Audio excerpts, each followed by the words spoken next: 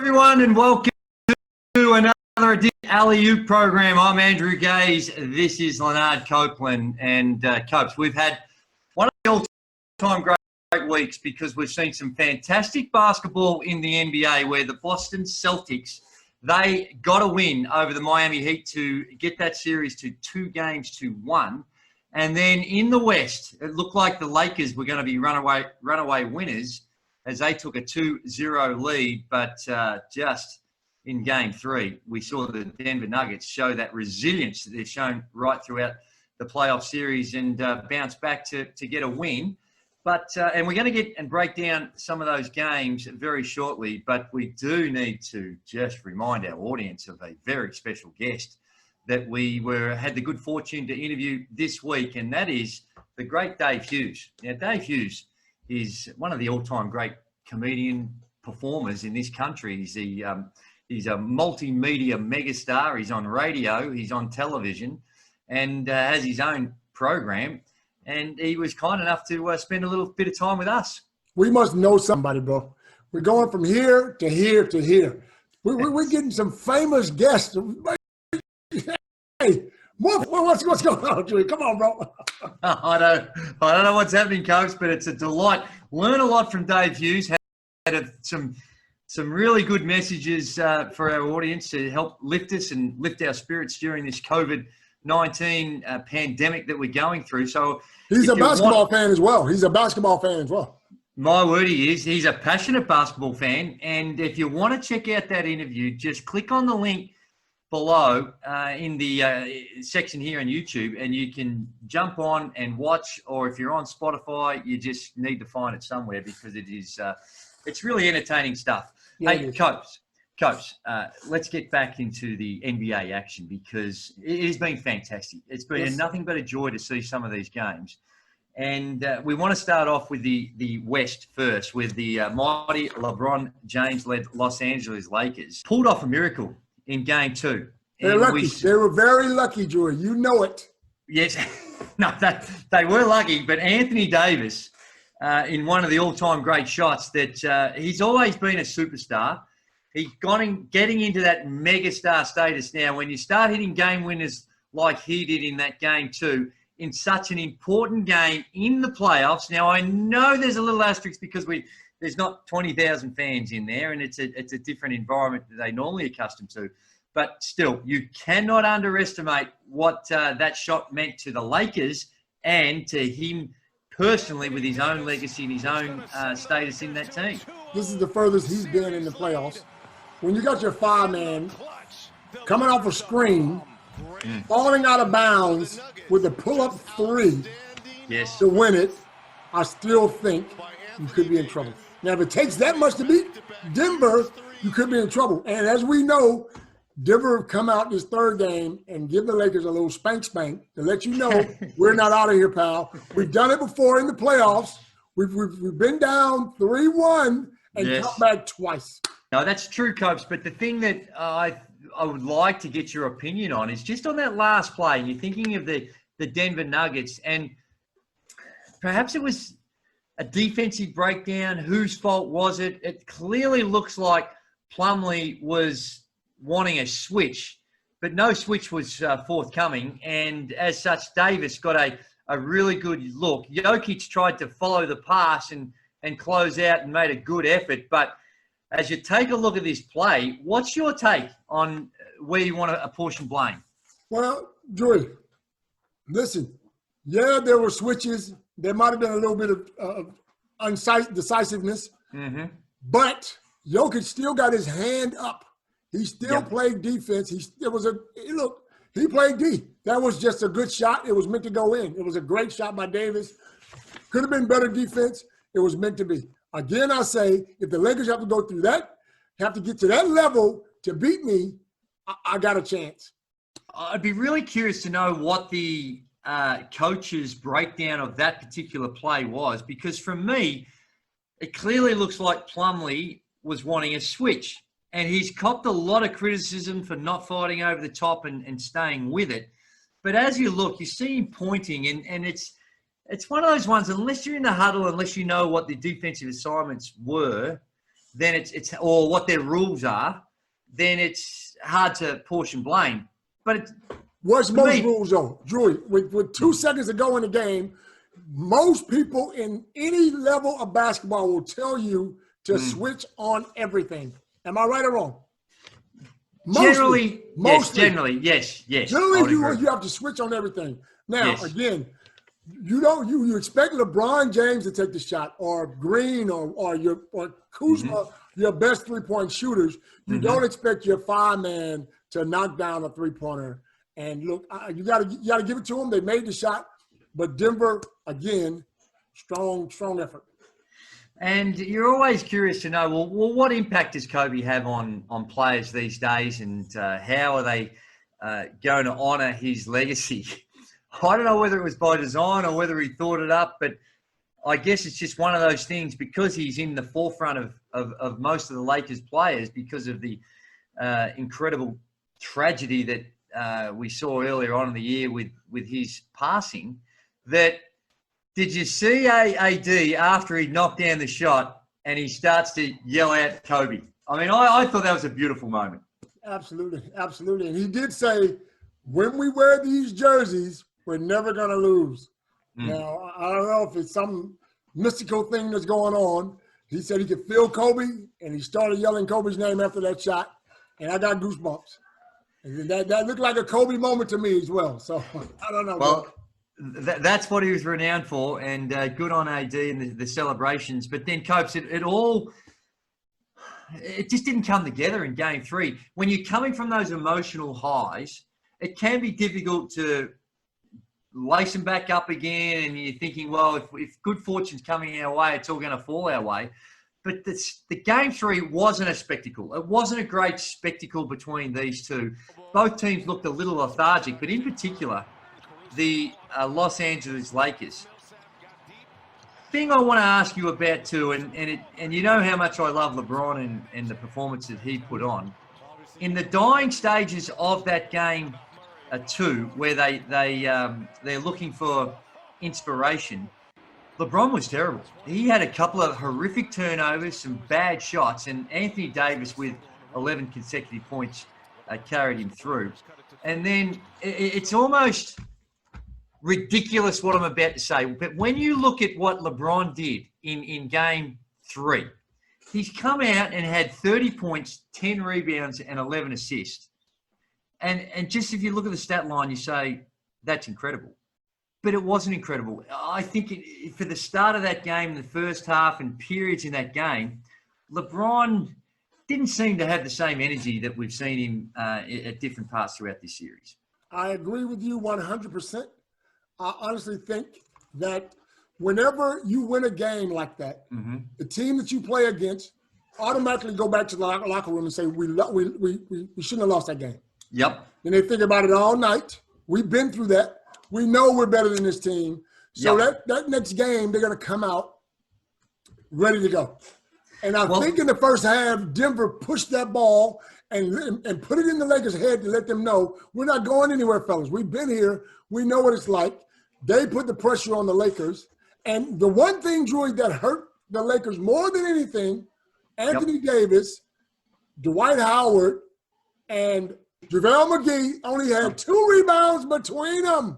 Yeah. You can't win I don't care what team you're playing against, you cannot have 2 rebounds between your 3 centers and you're going to win. I don't care what you say. No, and that's true. And I don't know what it is about the Denver Nuggets, but we don't seem to give them enough credit along the way. That's right. And they're doing extraordinary things. They've come back from 1-3 down in both their series so far. So their resilience is unbelievable. But you're looking to say, well, who's going to step up? And Jeremy Grant stepped up big time. 100%. Played 30 or close to 34 minutes. He had 26 points and was just was that a career high? That was a career high for him, wasn't it? Well, it's certainly from the playoffs. Yeah, I would think it was. But you look at this Denver team, and it starts. We always thought it just starts and ends with Nikola Jokic and Jamal Murray, and both those two are spectacular again. But to get over the Lakers, they're going to need those extra contributions from someone. And this one, it was it was Jeremy Grant, and he delivered. But talk to me, Copes, about Nikola Jokic, a good friend of yours, the great Charles Barkley. He's been glowing in his praise of Nikola Jokic and what he's doing. Anthony Davis made a hell of a shot. Congratulations to the Lakers, man. But I just got to take my hat off to that Joker, man. I hope America is getting a chance to see how great a player this kid is. I mean, to single-handedly score 11 straight points and will your team.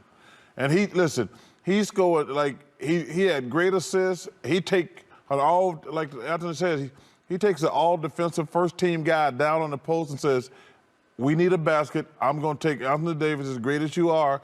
I'm going to take you in the post and Roberta Flack you really softly. Is this a surprise to you of what this guy's doing throughout the bubble and in the playoffs? Well, you know what? He is the best center in the game as we speak. The best center because of all the things he can do. He rebounds the ball well. He dribbles the ball well. He can shoot the three. He can post you up. But he passes the ball better than most point guards in this league. He has all facets of the game. He's smart. He's unathletic, but he gets it done night in and night out. And Charles Barkley's right. He's the best center in the game. You got to give it to him, man. He's better than anybody I've seen. But if you're just talking about a player right now that you said, well, you've got to build a franchise around someone, I'm saying he's in the top 5 contenders for players you would pick to build your team around. 100%. Because, as you mentioned, the versatility that he brings to the table and this young crop of players coming through.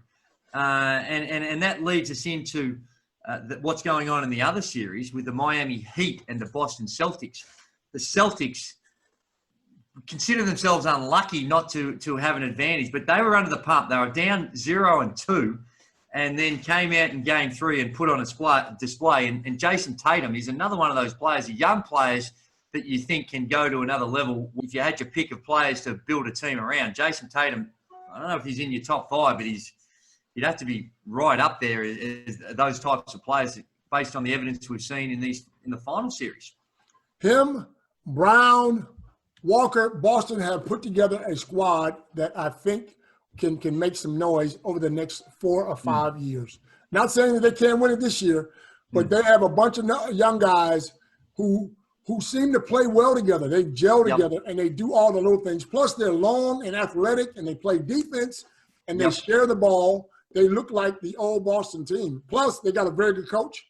So we look at the team, your thoughts, and I'm not trying to belittle your opinion by any stretch. Here we go. But you did say that Gordon Hayward, I wouldn't be rushing him back. They're going along nicely. They're getting the wins. Yep. But when they're 0-2 down, Gordon Hayward comes back in. Now, you look at his numbers, only had 6 points, 5 rebounds, played 30 minutes.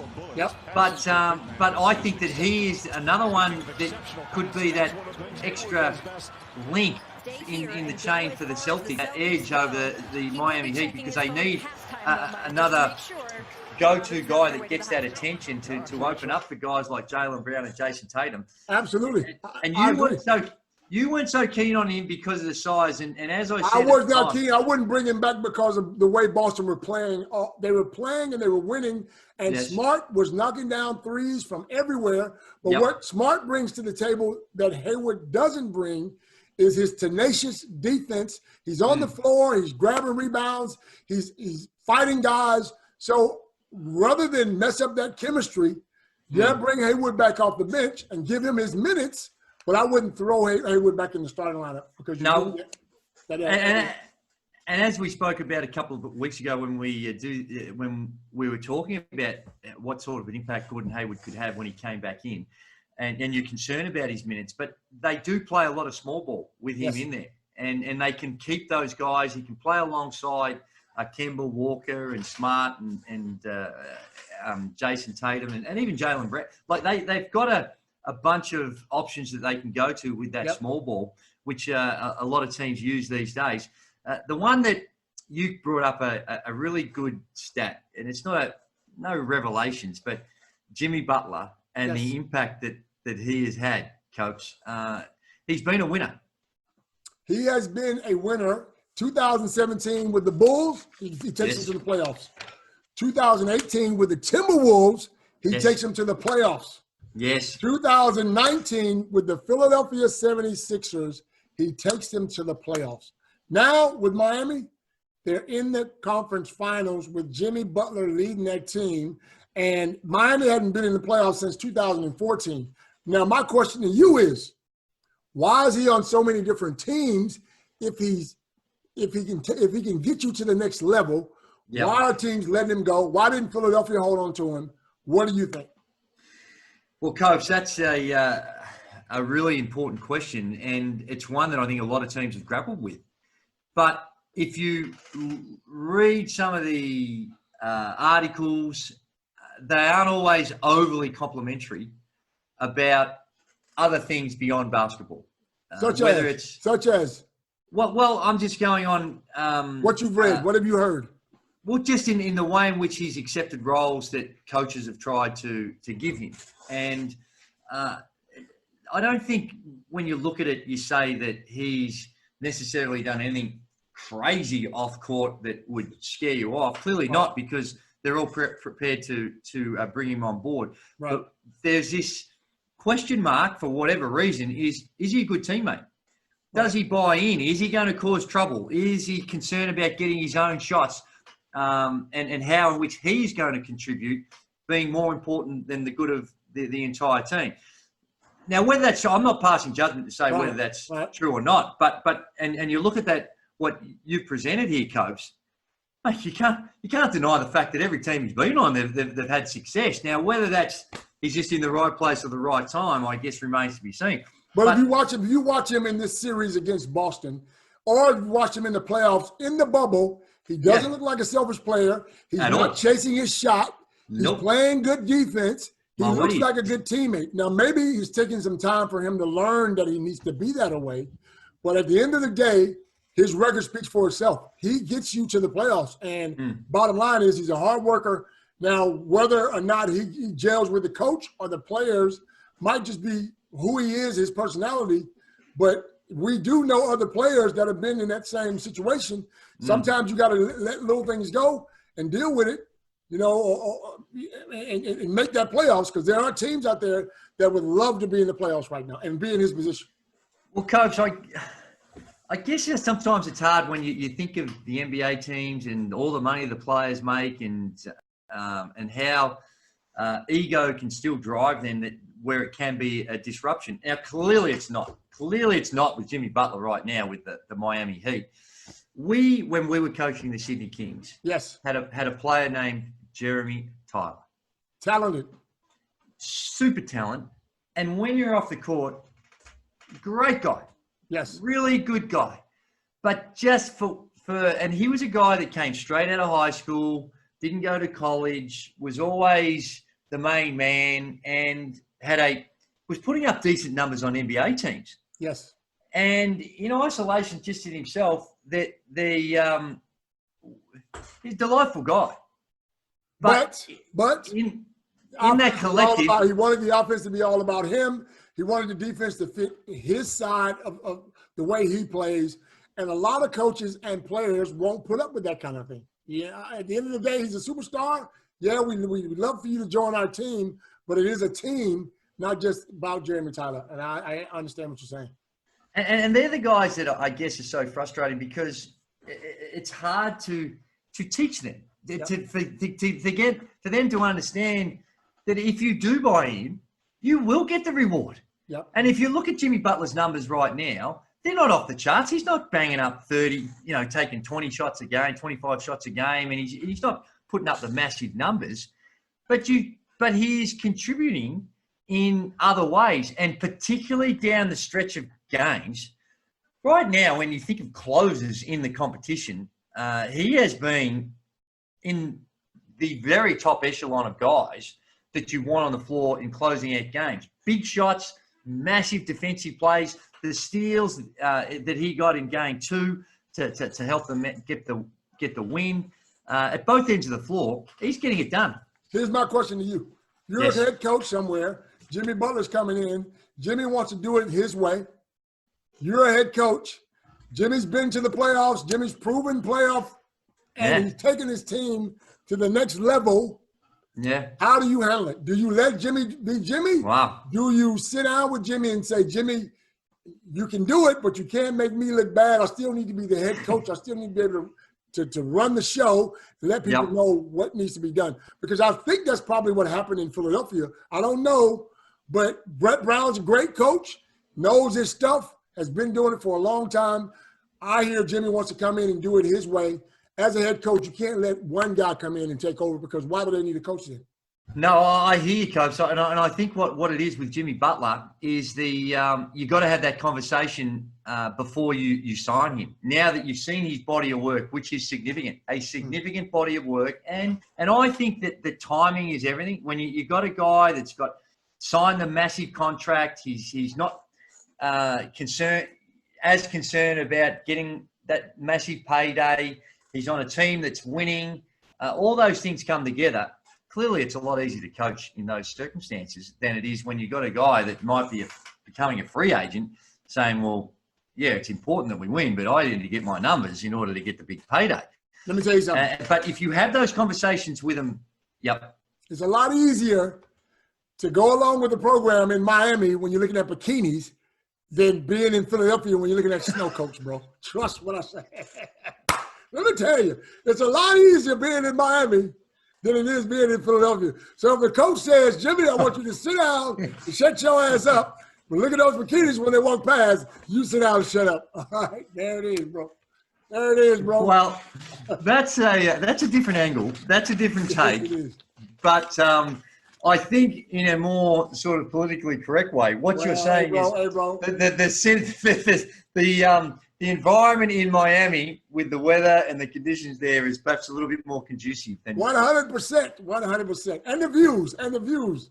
Yes. Right? No. Hey, Copes, I never want to doubt you, but I'm sure that's those peripheral things. You could say that about any city and in many parts of the United States. Miami's a different beast. It's a different beast. Hey, we can't speak more positively about what the NBA has been able to do in this final series, the way they're putting it on, the players, incredible athletes, and just showing how great they are.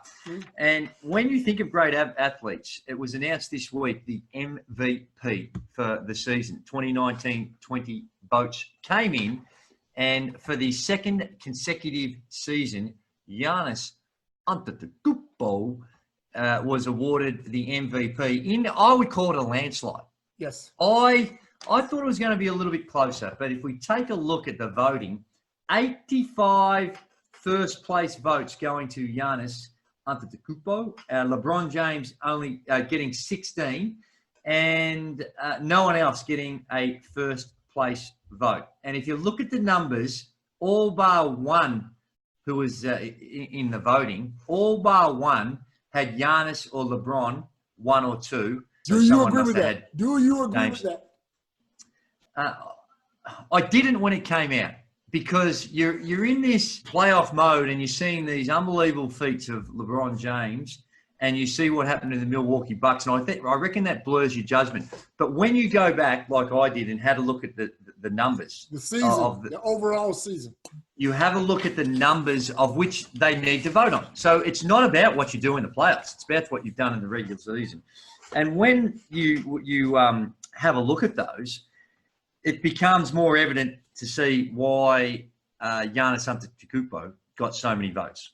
Are you going to give me my credit and say I said this earlier in our podcast? Early in the podcast, I said Tekupo, the Greek freak, needed to be MVP because he's doing it by himself. Now LeBron has Anthony Davis, and you said he had all these other guys around, and he's putting up numbers and he's doing well.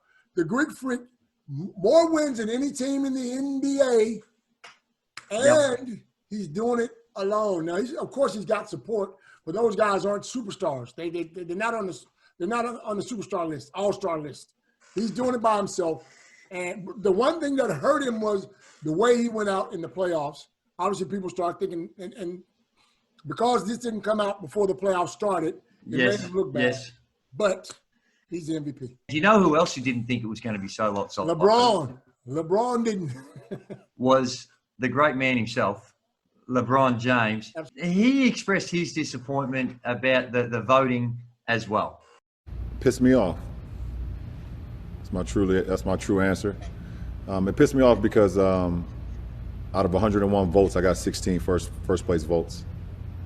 That's what pissed me off more than anything.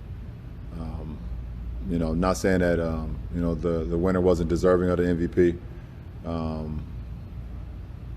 but that pissed me off. And I finished second a lot in my career, either from a championship and now 4 times as an MVP.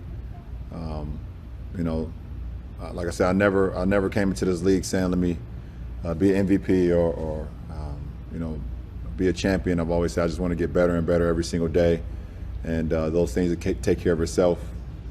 There's some things that's just out of my hand and some things you can't control,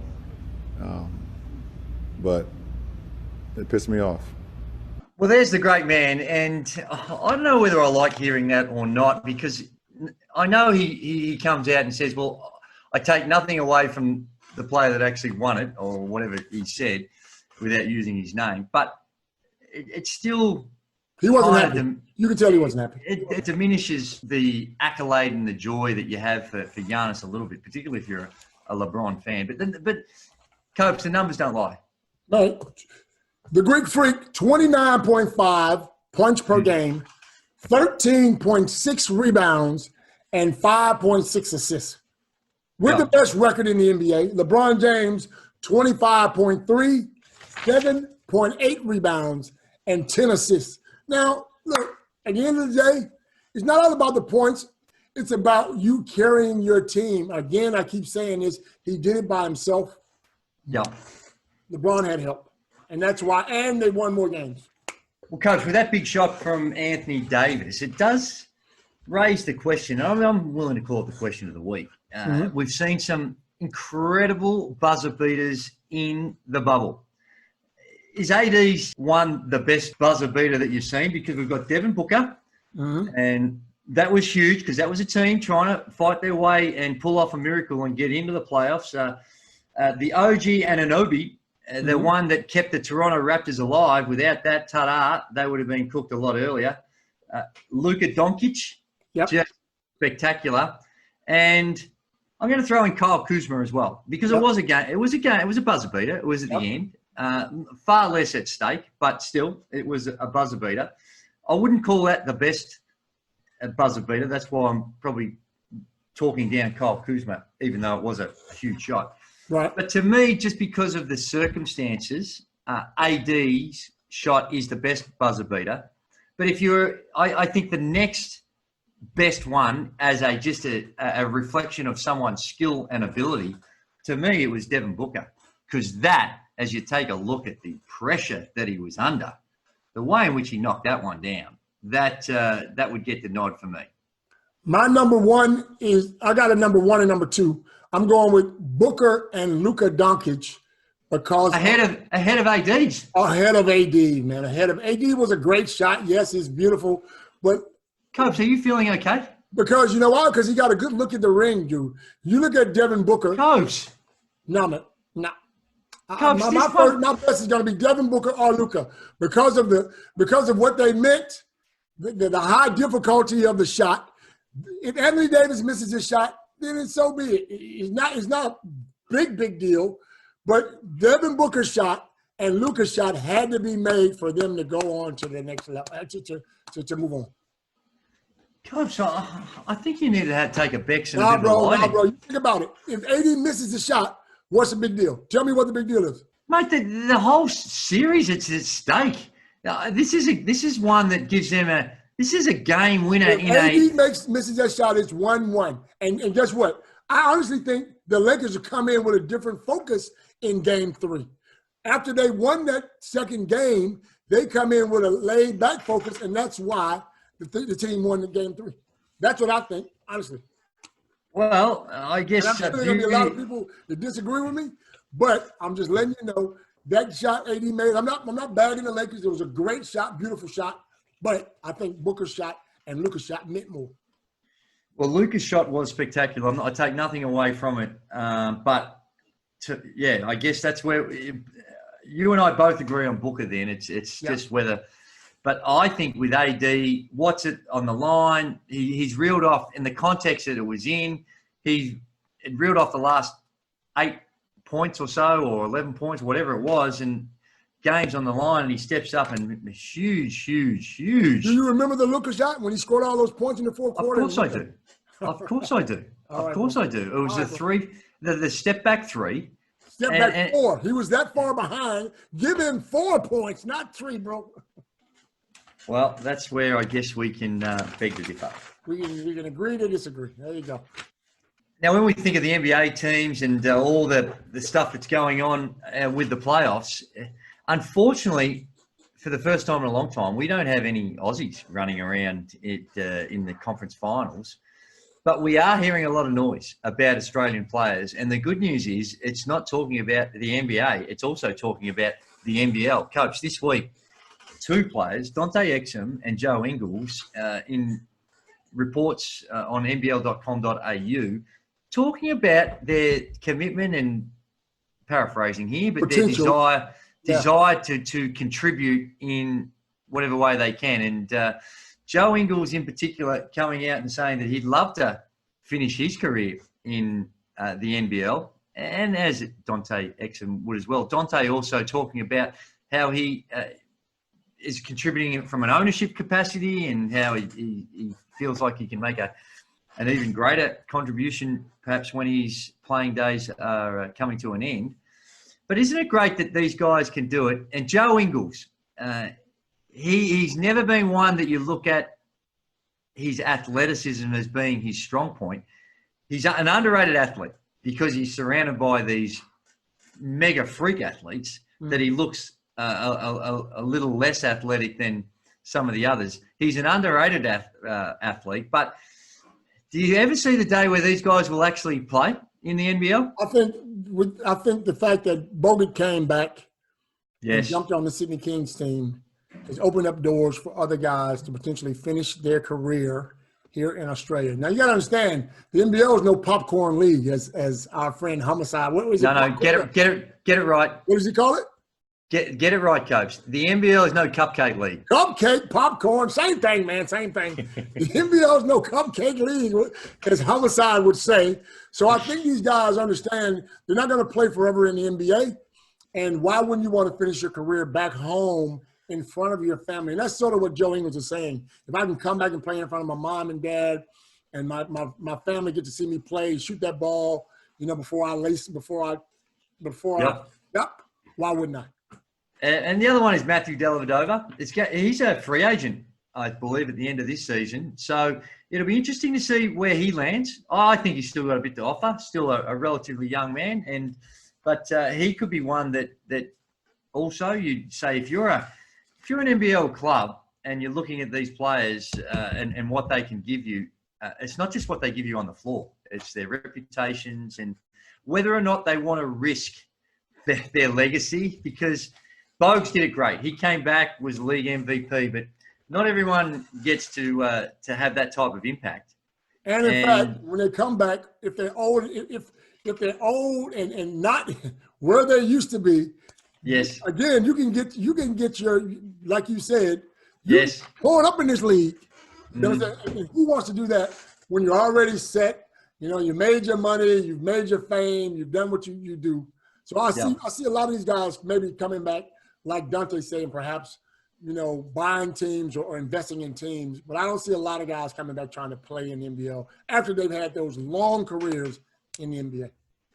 Coach, it was probably a month ago, 6 weeks ago, we spoke about LeBron James or someone paying the most for a piece of memorabilia when someone paid $1.8 million. That's right, $1.8 million for a signed card of LeBron James. It was a rookie card, though. His rookie card, yeah.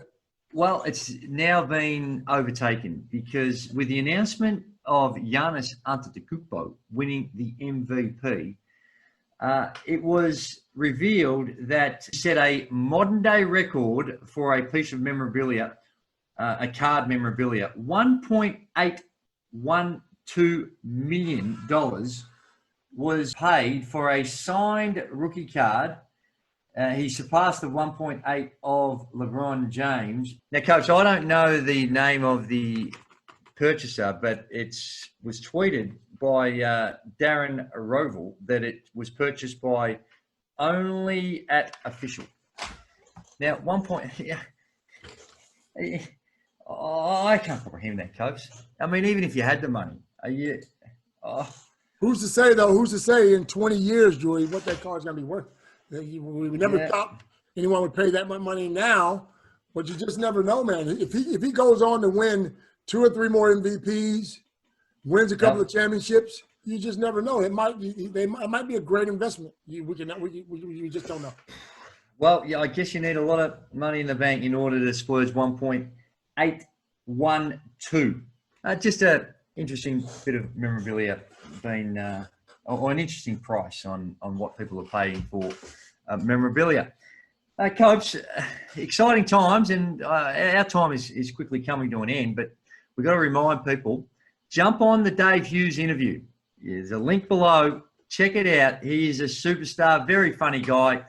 It was great to spend some time with him. So if you're interested in Dave Hughes and having a bit of a chuckle, we strongly recommend you checking.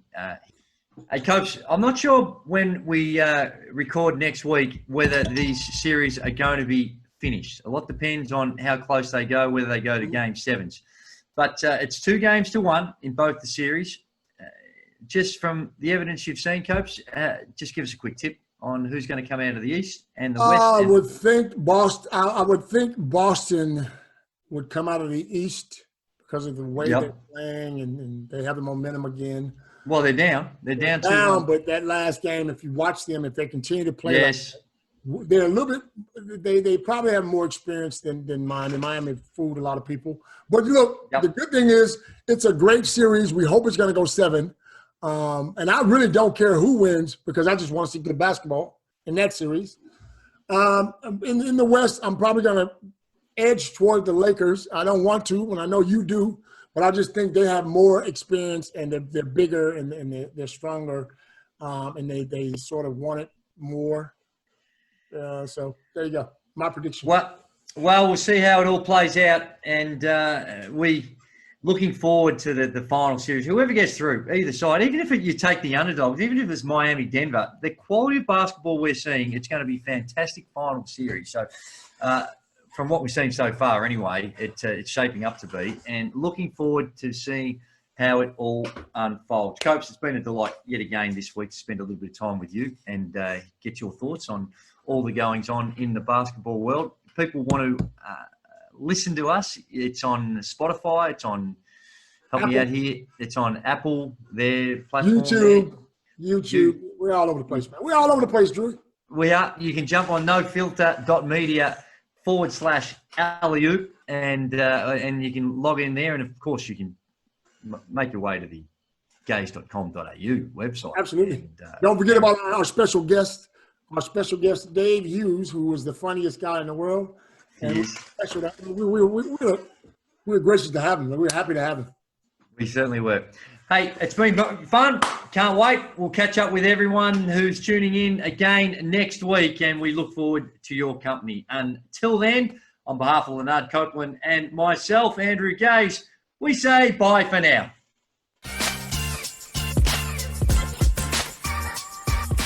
This has been a No Filter Media production. Say what you want.